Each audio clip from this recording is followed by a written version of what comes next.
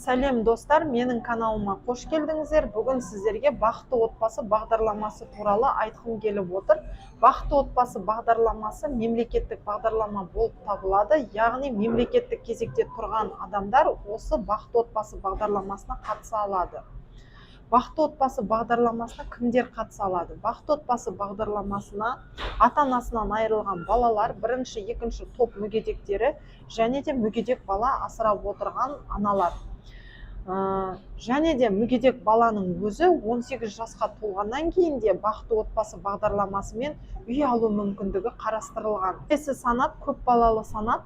Көпбалалы санатта осы бақытты отбасы бағдарламасымен үй алу мүмкіндігі бар. Бақытты отбасы бағдарламасы 2%-бен есептелінеді, 10% алғашқы жарна және де 20 жылға дейін алу мүмкіндіктеріңіз бар. Ол яғни 10 жыл ма, 15 жыл ма, 20 жыл ма өз еркіңізде. Бақытты отбасы бағдарламасымен мемлекет салған үйлерді алу мүмкіндігіңіз бар. Бақытты отбасымен үй алатын кезде міндетті түрде отбасы банкінен шот ашуыңыз қажет.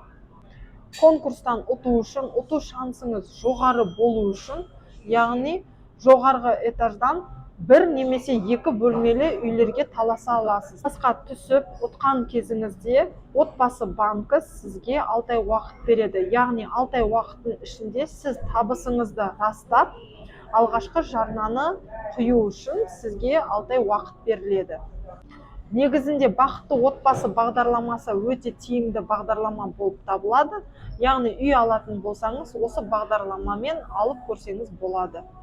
Менімен болғандарыңызға рахмет. Каналыма тіркеліп, лайк басып кетсеңіз рахмет айтамын.